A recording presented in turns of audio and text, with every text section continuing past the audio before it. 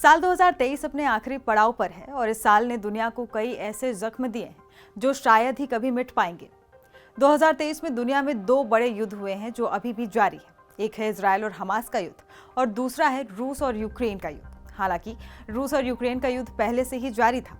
इन दोनों युद्धों में अब तक लगभग 4 लाख से भी अधिक लोग मारे जा चुके हैं और लाखों की संख्या में लोग घायल हैं। इन युद्धों की वजह से लाखों लोग अपने घर और अपने देश को छोड़कर अन्य देशों में पलायन कर गए। एक अनुमान के मुताबिक 2022 में जब रूस ने यूक्रेन पर अटैक नहीं किया था, तब यूक्रेन की आबादी लगभग 4 करोड़ थी। लेकिन अब इस युद्ध के 22 महीनों बाद यानी दिसंबर 2023 में यूक्रेन की आबादी घटकर 3 करोड़ 67 लाख के आसपास बची है। यूक्रेन की आबादी में एक गिरावट 7.45% है।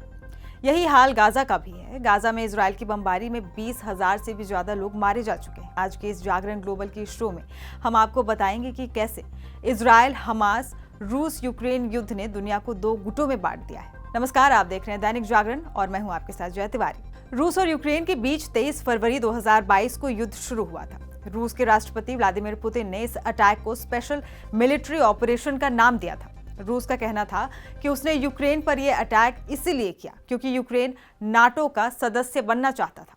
रूस द्वारा यूक्रेन पर अटैक करने के बाद अमेरिका सहित पूरा पश्चिमी वर्ल्ड यूक्रेन को काफी बड़े स्केल पर आर्थिक और मिलिट्री सपोर्ट प्रोवाइड कर रहा था, जिसकी वजह से यूक्रेन आज भी रूस के सामने डटा है। लेकिन अब वर्तमान परिस्थितियों को देखकर ऐसा लगता है कि अब ज्यादा दिन यूक्रेन रूस को टक्कर नहीं दे पाएगा, क्योंकि जो यूरोपीय देश यूक्रेन को आर्थिक रूप से मदद भेज रहे थे वो अब आर्थिक तंगी से जूझ रहे हैं। वहीं अमेरिका भी अब धीरे धीरे इजराइल और हमास की ओर शिफ्ट हो रहा है। इसके अलावा अब अमेरिकन लोग भी नहीं चाहते कि अमेरिका यूक्रेन को अंधा पैसा प्रोवाइड करे।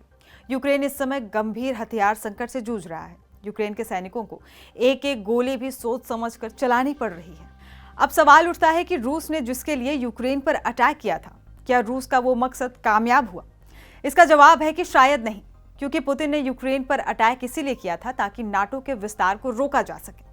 लेकिन युद्ध शुरू होने के बाद रूस का एक और पड़ोसी देश फिनलैंड नाटो का हिस्सा बन चुका है। वहीं स्वीडन भी जल्द ही नाटो का हिस्सा बनने की तैयारी में है। जब से रूस और यूक्रेन का युद्ध शुरू हुआ है, तब से अमेरिका और उसके सहयोगी देशों ने रूस पर प्रतिबंधों की बौछार कर रखी है, जिससे रूस की इकोनॉमी को गंभीर नुकसान पहुंचा है।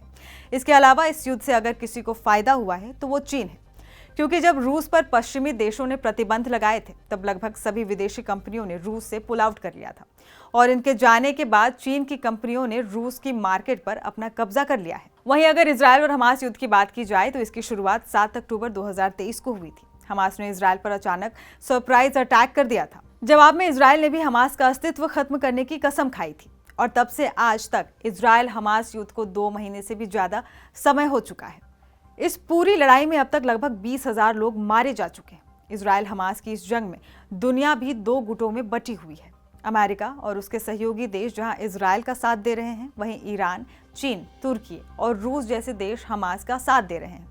अभी कुछ दिन पहले रूस ने इजराइल को चेतावनी दी थी कि अगर उसने हमास की सुरंगों में पानी भरा तो ये वॉर क्राइम माना जाएगा। इससे पहले रूस ने हमास के लीडर के साथ सेंट पीटर्सबर्ग में मीटिंग की थी। रूस की इन गतिविधियों को देखकर लगता है कि रूस हमास के साथ खड़ा है। इससे रूस के जियोपॉलिटिकल इंटरेस्ट भी जुड़े हैं। कारण क्योंकि रूस जानता है कि अगर यूक्रेन पर जीत पानी है तो इजराइल और हमास के युद्ध को लंबा खींचना होगा, क्योंकि इससे अमेरिका और यूरोपीय देश यूक्रेन की जगह इजराइल को फंडिंग करेंगे और मौका देकर रूस यूक्रेन पर एडवांस कर लेगा। इसीलिए रूस इजराइल के पड़ोसी देश जैसे कि हिजबुल्लाह को उकसा रहा है। अभी कुछ दिन पहले इजराइल के प्रधानमंत्री बेंजामिन नेतन्याहू ने लेबनान के हिजबुल्लाह ग्रुप को चेतावनी दी थी कि अगर हिजबुल्लाह ने इजराइल के शहरों पर हमले बंद नहीं किए तो इजराइल लेबनान की राजधानी बेरूत को गाजा में बदल देगा।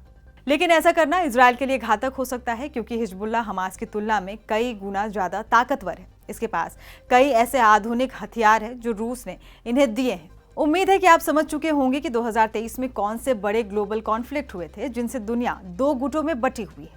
आप हमें कमेंट बॉक्स में लिखकर बताइए कि क्या 2024 में ये ग्लोबल कॉन्फ्लिक्ट शांत हो सकती है या फिर 2024 में भी दुनिया के कई हिस्से युद्ध की आग में झुलसेंगे। नमस्कार।